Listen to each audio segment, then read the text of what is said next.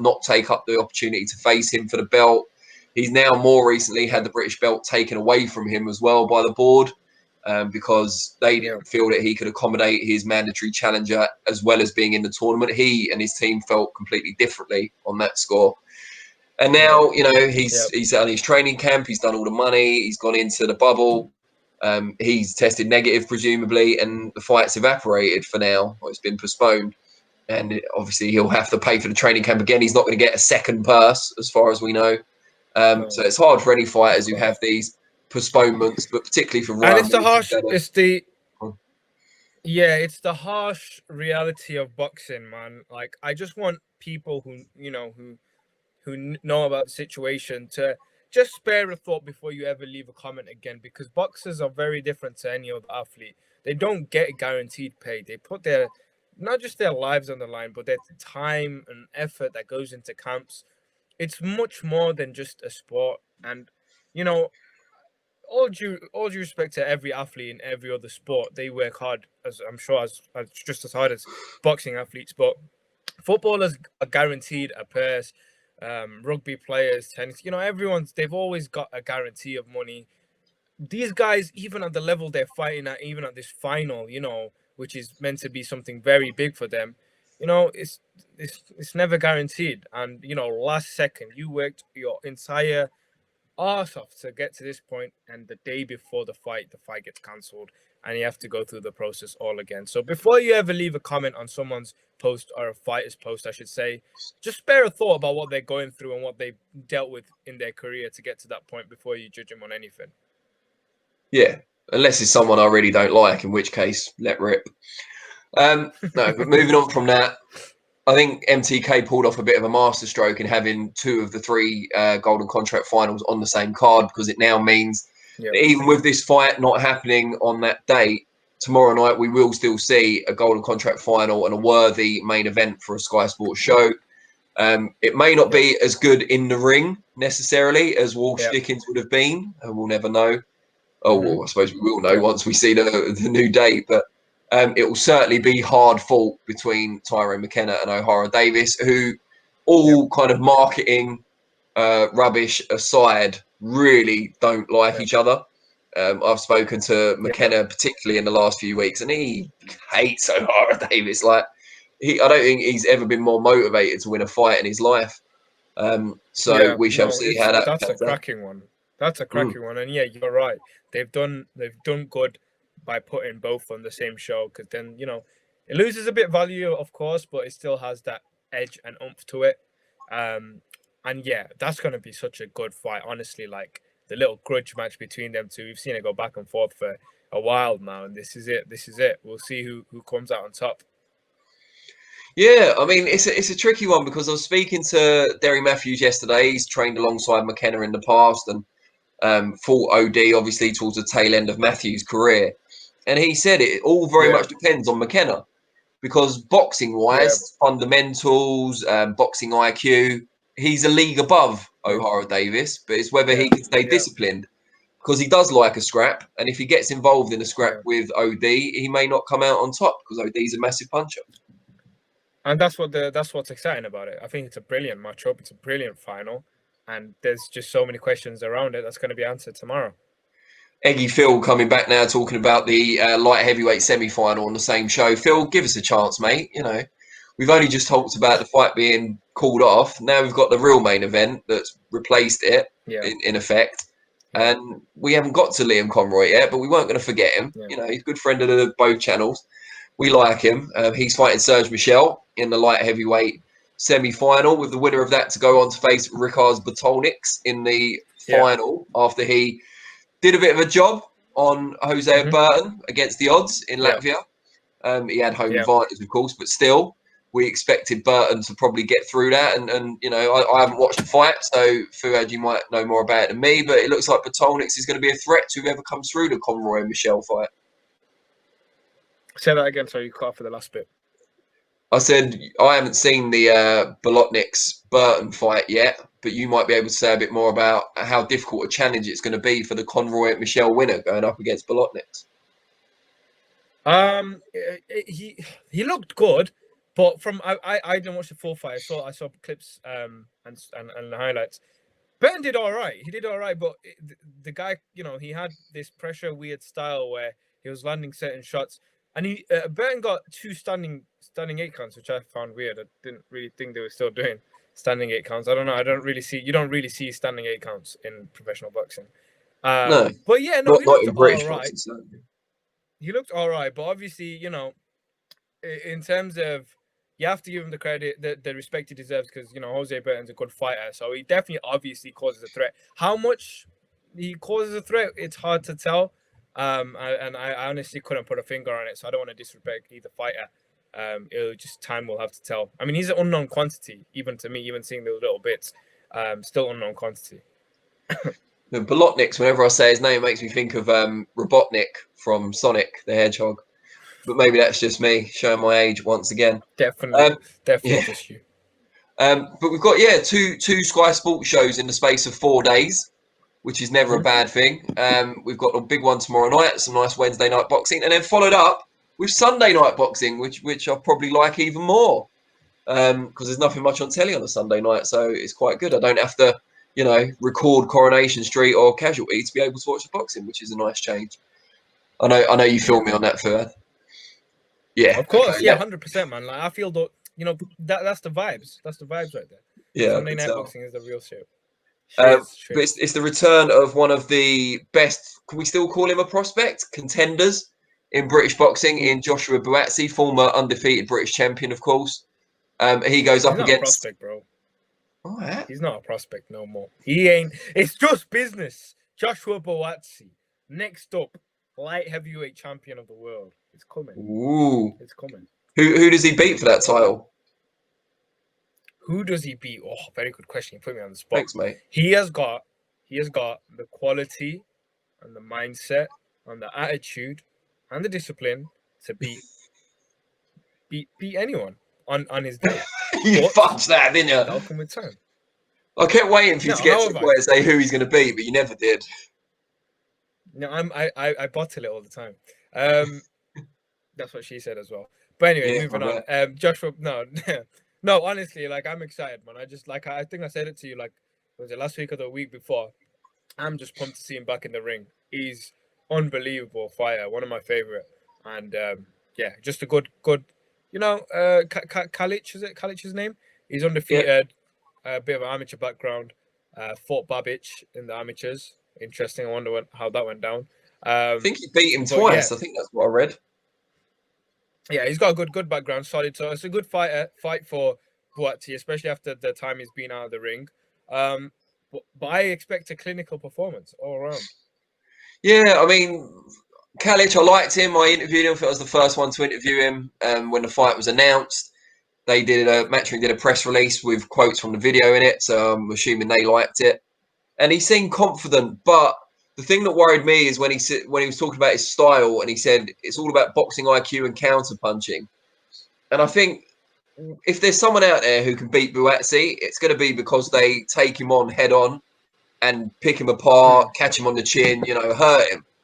I don't think you're going to beat him by dancing around and counter punching unless you're, a super light heavyweight version of Floyd Mayweather. Do you know what I mean? I just don't see that happening. I think, him against Yard is a really intriguing fight because I think they're both quite aggressive. And I think if Yard's the bigger puncher and the more accurate puncher, then he's got a good chance. But I think Kalic... But that goes... That you have to think about the way you say that, Danny, because this guy is, again, when I say the word unknown quantity, his style, he might actually have that punch power. He may punch harder than Yard. Who knows? We don't know that. We've never... I don't know if you've seen him box, but I've never really seen much of him. So only in the amateurs. And even then, I don't think there's anything, I would say, on his record, either amateur or pro, that suggests he's a massive puncher. But yeah, you're right. I mean, he is largely an unknown quantity. It just worried me when he said he's basing his game plan on counter punching, because I don't think that's the way to beat Buatsi, who's very poised, very intelligent himself, ring IQ, a real thinker in there. So I think on paper you'd say if he's saying that, and who this Kalic guy is, that Buatsi will take him apart within 4 or 5 rounds, because Buatsi is good at stalking you down and finding those little spots. I mean, Conroy's solid fighter in my opinion, and the way what he did to Conroy was like very impressive. But yeah, you're right. Whoever's gonna beat Boatsy has to make it a very dirty game. Has to be tough, gritty, nitty. Just get in there and beat him up essentially. But I think it's very hard to do that against Boatsy either way. So who knows? It might be smarter for him to do this counter punching, and he might get off the punch of his lifetime. Who knows? Maybe. I think Kalic maybe stayed amateur too long as well. I think that's the other thing. I see your point, though. I do see your point. But it's a good undercard.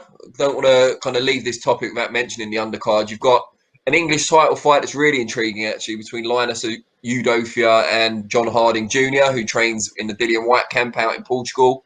Linus built his career largely on Steve Goodwin shows, but has also been on Haymaker shows, that partnership that those two promotional outfits had for a little while. And he's been on Sky Sports before as well, on pay-per-view, actually. He was on the undercard of the White Chisora rematch.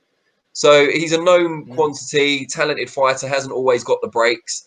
And then you've got John Harding Jr., who's part of a famous camp. He's Dillian White's his mentor. He's got to work alongside him, see how a world-level fighter trains and operates.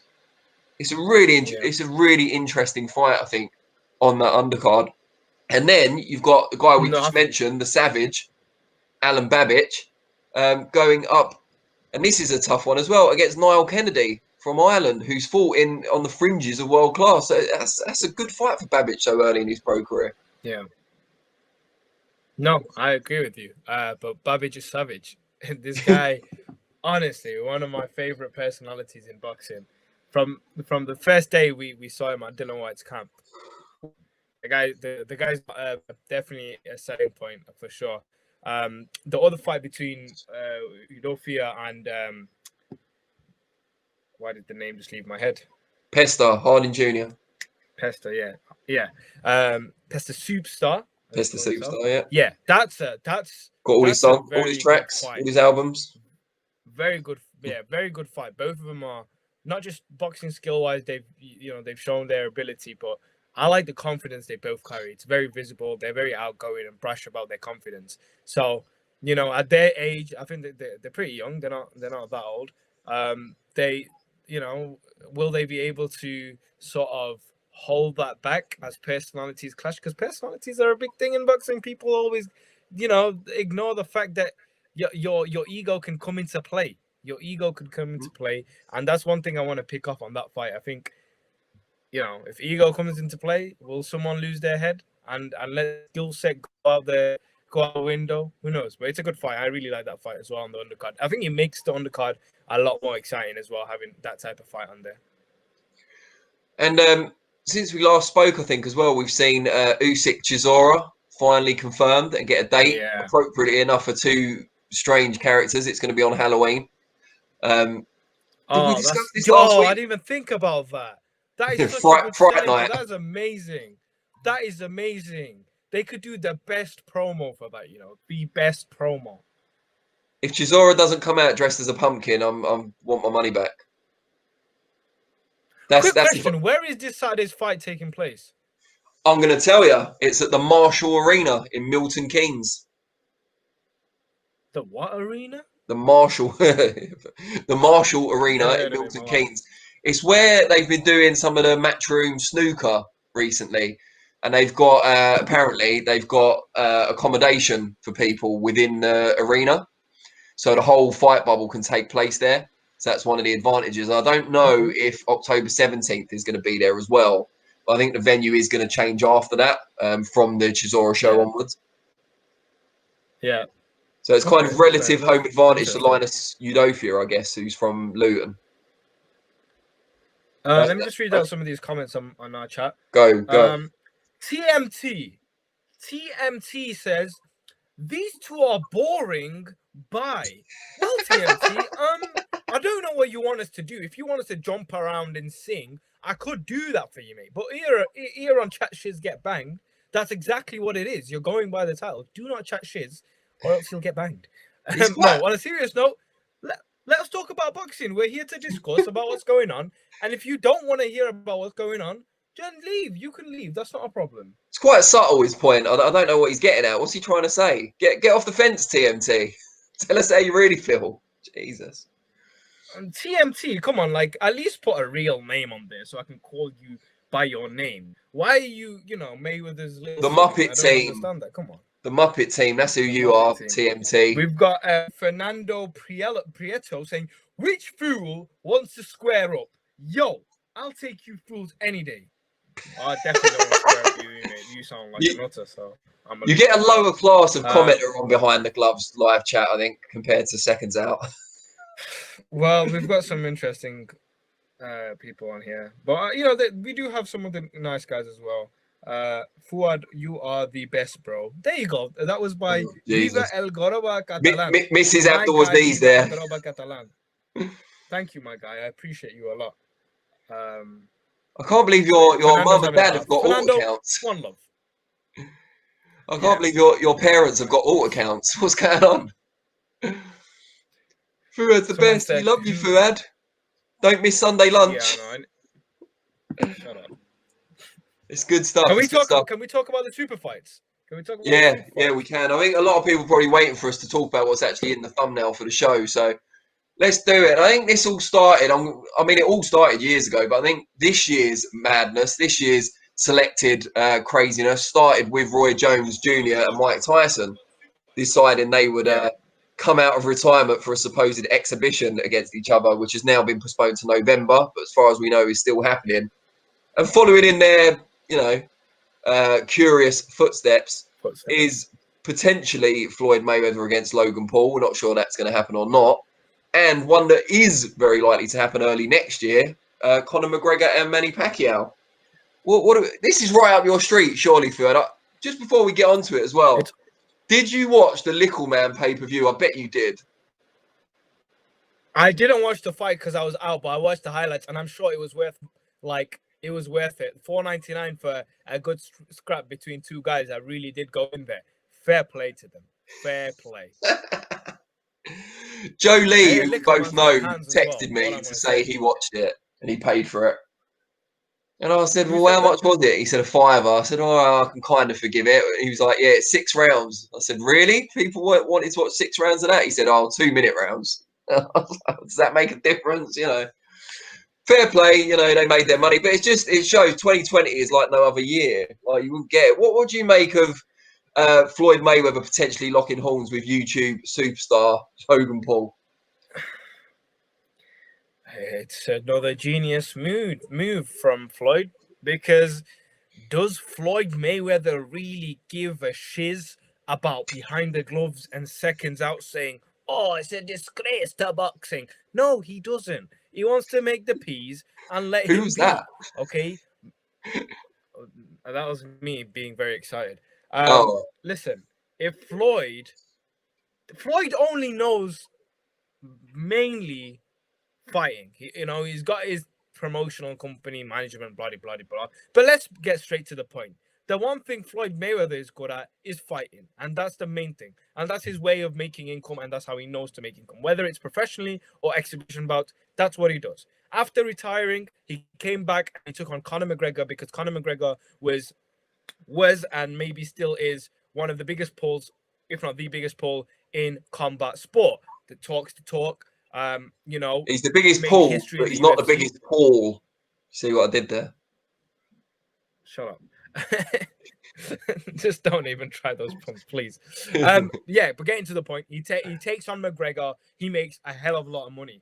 Then after that, he retires from professional boxing. He's got that nice 50 or no. It makes everyone happy. It's even it's a nice number, 50, nothing more.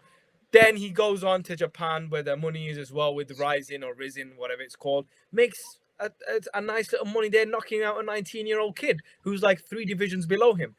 Fair enough, make the P, We said a lot about that. Remember when it happened? Everyone was like, why is Mayweather? He don't care. He made his money, he left. Now, this one may just be the best one of them all, because he's pulled out the card where he's fighting a guy who has had one professional fight, lost it, who's way bigger than him, so people will actually go, oh, Logan's got that one chance of landing on Floyd. All right, yeah, you think he's got that one chance of landing on Floyd, but let's just talk about it. Floyd's not stupid. He's not gonna go in there and put his head there to get hit. He's just gonna mess about like he does, and you know, do whatever.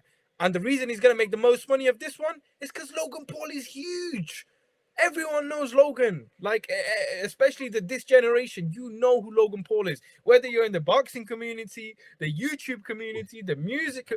Logan Paul is a superstar of the internet, and he will be making a fat check against Logan. So whatever, let it be, and it is what it is. Let it be. I'm more excited about the Pacquiao one. I'll tell you that now.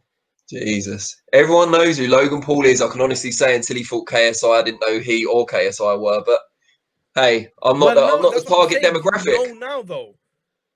No, but you know now, though. That's what I'm saying. In the boxing world, now you know who he is. If he fought him 3 years ago when Logan didn't have a fight, it's a bit more weird. Now it's perfect. People in the boxing world know exactly who Logan Paul is. You know, a man walking down the street who may just train in boxing every now and then will probably know who Logan is because he had that YouTube fight, isn't it? That YouTuber.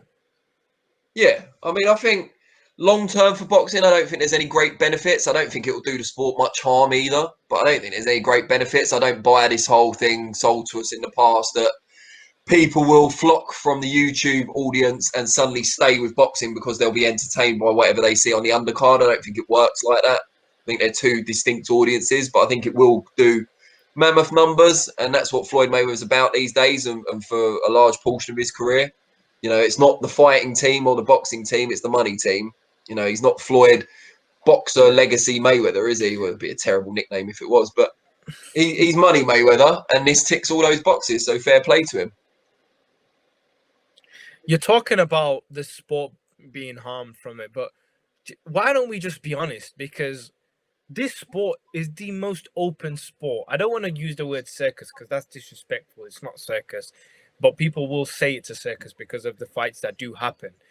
Listen, it's the most weirdest sport out there. Again, when I say it's the weirdest in terms of pros not making enough money, it's just so open that people shouldn't even be like, you know, mad at these Logan Paul fights happening. Just accept the fact boxing is different. It's not football. Just beg to get on the undercard. Yeah, I mean, I probably will feature on one myself one day. You will see. But, you know, it's the most open thing ever. You just have to get on with it. If you're a fan, certain things. I think we've got some Russian hackers who didn't like what Fuad was saying then because they've decided to distort his speech while he was mid-flow. Are you back with us?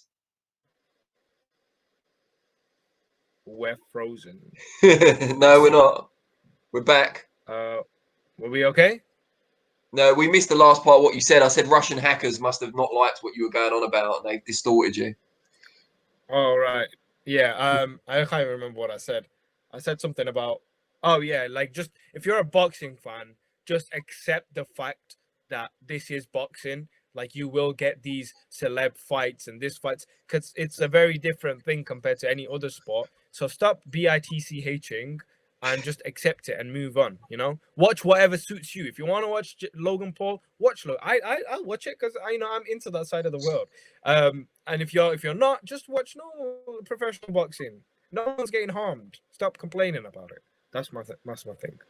Yeah, I agree with you. I mean, I won't watch it, but I'll, you know, take part in the build-up, and I'll look forward to the views we'll get from it. And happy days, you know, it doesn't bother me in the slightest. Logan Paul, like many celebrities, have got a certain skill, and this is what people say about celebrities in the internet age: is that they're talentless. You know, you hear it a long time. It used to be people like Jordan and those kind of people in the past, Katie Price. They're talentless, and there was kind of a sneering, condescending tone applied to them. But the thing is, it is a talent to take what little you might have and translate that into a business, into an entrepreneurial concept that makes you money. That is a talent in itself. And Logan Paul is certainly not a good boxer, but he is a YouTube star. He's harnessed an audience, and he knows that's his value. And he can bring that audience wherever he wants to. And he's decided that boxing, quite shrewdly, is the one that will pay him the most money for that audience. You know, fair play to him. How can you look down on that? I don't, you know, I've never really understood it. Now, as a sporting contest, and I still don't think the underdog in this has a great chance, but as a sporting contest, there is more credibility, I think, than Mayweather Paul that you can attach to Manny Pacquiao against Conor McGregor, which I'm told there's a very good chance happens early next year. Yeah, I think it'll happen. And listen, there's definitely a chance that Conor can do something. Let's look. He's a martial artist. I'm just saying. I'm just saying it for the people that are gonna say whatever they want to say. But let me just say this: Floyd Mayweather hadn't stopped anyone for I don't know how long. He ended up stopping Mayweather. Sorry, he ended up stopping McGregor by coming forward, hands up, coming forward. We don't see that from Mayweather. When I say Pacquiao turns like he always does, McGregor's gonna get the shock of his life when he gets stopped. I feel bad because the way Pacquiao fight is completely wrong for McGregor. McGregor needs to get used to this boxing thing. I understand he's a great stand-up fighter, got this brilliant left hand that can land. Don't get me wrong. He can land it, and man, getting older, whatever. The argument's there, and the respect for McGregor from me is always there. But in my opinion, this guy, Manny Pacquiao, boxing legends, 8-division world champion, still fighting top competitors, still knocking down top competitors, right? Is the completely wrong style and fight for Conor to make any money from, and he will obliterate him. Yeah, no, I agree with you. I mean, thing is, right, yeah, he's a good puncher, and that's what people say having watched his UFC fights. But what you got to understand, in MMA, it's completely different. The stances are different, the approaches are different. And when Conor McGregor's landing these concussive shots, a lot of the time, his opponent will be anticipating potentially a punch, potentially a kick, potentially an attempt at a takedown. There's so many things to watch out for in MMA. It makes it easier for him to land his shots, particularly the ones that come from unorthodox angles. And by unorthodox, I mean for real boxers, not for MMA practitioners. So it's one of those. I don't think his punches, as devastating as they are in the MMA world, are anywhere near as effective in boxing, because these guys are stand-up fundamental boxers who've been doing it from a very young age. And Conor must know that because he was an amateur boxer himself before he transitioned into UFC. Yeah, I do want to see how he I respect Conor for coming into boxing because we've always seen the boxing MMA crossover, and I'm all for it, and especially someone like Conor who does have great hands. It's good to see him come into the world of boxing. He's obviously, because of the poll, he's getting these huge fights with these legends, but I am actually excited to see how he adapts from that first fight, because exactly what you said. There's so much style that goes into MMA, and so much disciplines they have to focus on. When McGregor fought Mayweather, me and you will probably get knocked out by McGregor. Let's be honest, but we can spot the fact that he was throwing arm shots. Yeah, mate, we definitely get knocked out by Conor McGregor. Let's be honest. The technique was off. It was more. It just didn't seem like a boxer's type of punching. He was throwing arm shots, and he was tiring himself out way faster than just the way Floyd was doing. I love that probably though. I love it. That's the highlight of the show for me. Listen, I've got a nasty right hand left hook. I've got a nasty right hand left hook. That's all I felt it, mate. I felt it, but it's Conor McGregor.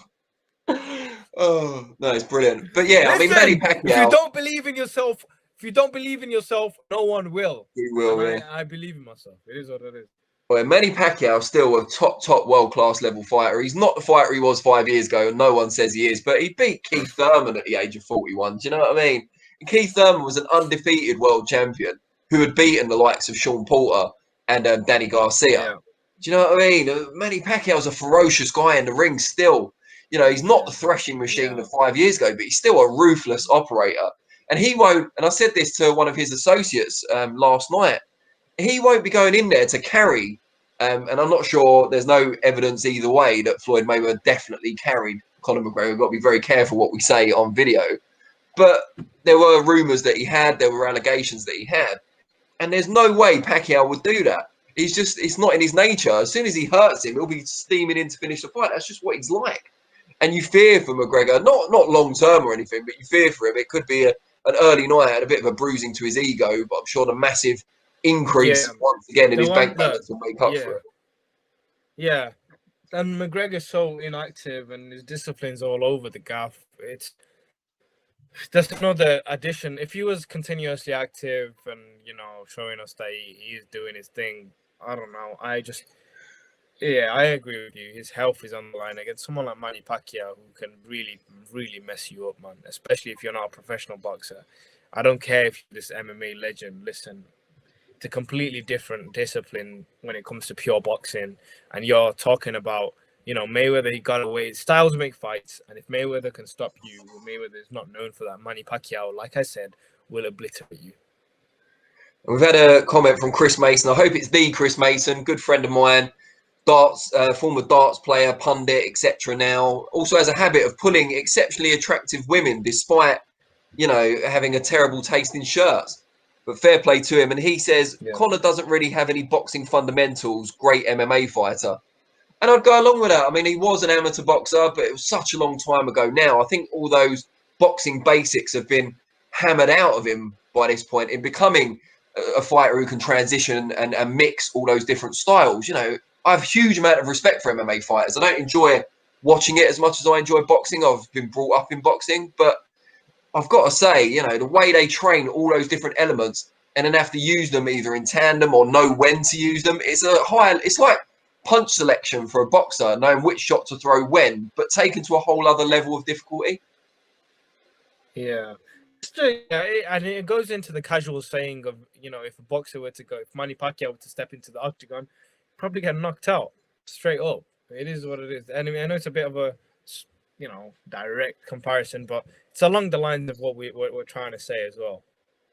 Now, crossover fights, we'll end on a bit of a fun note. Crossover fights, what would you like to see? Who would you like to see, like from the MMA world or the non-boxing world, come in and fight a boxer? And which boxer would you like them to fight?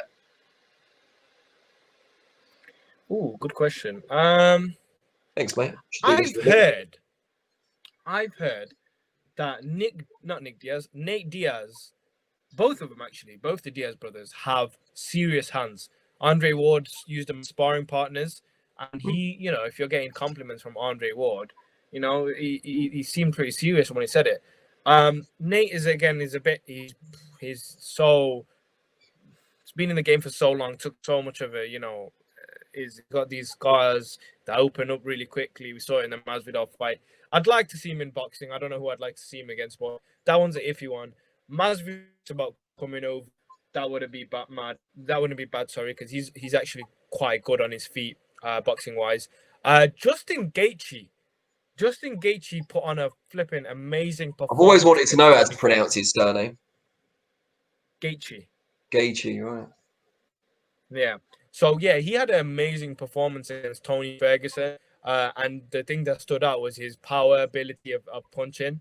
And there's another guy, but then again, like, who do you put him in against? You can't, like, they always say Canelo, but listen, we're talking about probably the pound for pound superstar, best in boxing against an MMA star. It's hard. Of course, it's gonna make money, but if you see a competitive fight, it's got to be someone a bit more lower level. With all due respect.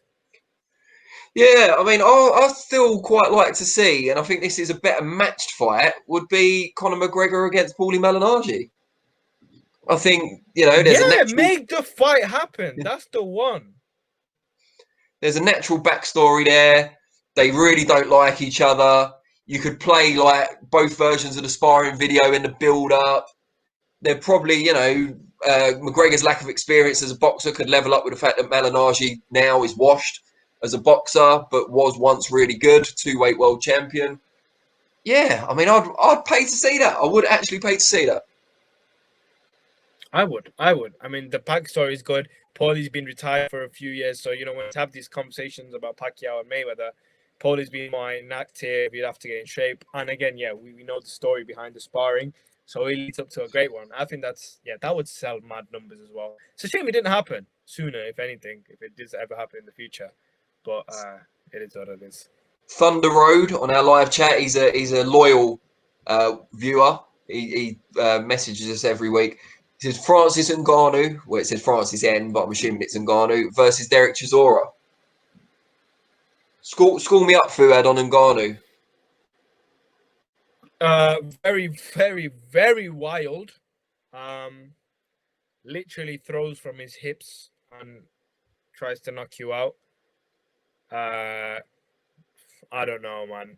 The one time he faced a boxer, someone who can box in the world of MMA in Stipe Miocic. Miocic just moved around him, just ducked under his punches. So you'd expect someone like Chisora not to have a problem with it. Then we'll have to see where Chisora's at. I mean, he's getting a bit old. Will he be moving or will he engage? If he engages, it'll be a good one. And Ngannou has power. Chris Mason, stop deleting your comments. Typos are fine. Everyone does typos in their comments on this. We're not appealing to the highest form of intellect on Chat Shiz Get Banged. We're under no illusions here. Just kidding, guys. Please keep tuning in. Who was the? Oh yeah. So James Burrell. You're gonna have to decipher this one for me, Fuad. He says, "I believe I can eat Ferrero Rocher more and faster than Big John Fury. Fair play to Fuad." What? Are you a known Ferrero Rocher, gorger? Eater. Actually, Yeah, I shouldn't say gorger because that's means something else in the traveller community. But yeah, Ferrero Rocher, is that your thing? No, I reckon I could do it. What was the record? I'm the biggest chocolate fan going. What was the record? Do you know? What John did wrong. What John did wrong is you have to leave the wrapping on, and they already had it ready beforehand, so It kind of ruined the whole thing. And also apparently you have to finish one for before putting the other one in, and I think he put like 2 in at once, so he didn't follow the rules. Oh, so what a challenge though. Who could imagine John Fury being a rule breaker? What a shock! But hold on, so what you're saying is that in the standard Ferrero Rocher eating competition protocol, you're supposed to actually take the wrapping off, and that's part of the time. Yeah, part of the whole challenge is to do that. Yeah, because that's probably the most difficult bit. Like eating's probably the easy bit, isn't it? Exactly, because they're so weird to open, so it'd be it's part of the thing. Yeah, I feel sorry for John. He went through all that pain, gobbling down all those Ferrero Rochers, and I'm just waiting for someone on the live chat to say, with this Ferrero Rocher banter, lads, you're really spoiling us. That's one for the older generation out there. Fuad, you're right to look at me quizzically. It would have been probably before your time. All right, before we head off, you've got Golden Contract tomorrow. You've got Eddie Hearn's show on Sunday. Which fight across the 2 shows are you most looking forward to? I think the Golden Contract final. Wait, is the ranking? what card is the ranking? Marshall one this weekend? No, that's on October 17th. Yeah. Okay. I think the now main event between Davis and McKenna this weekend. That's the tomorrow. Sorry, that's the one that I'm looking forward to the most. Okay, for me, match, how can you not? Yeah, I am looking forward to it, but I think for me, the one I'm most looking forward to is probably Alan Babich against Niall Kennedy. I interviewed Niall Kennedy not long after the fight was announced. His backstory is fascinating. He's still a serving policeman, a Garda in Ireland.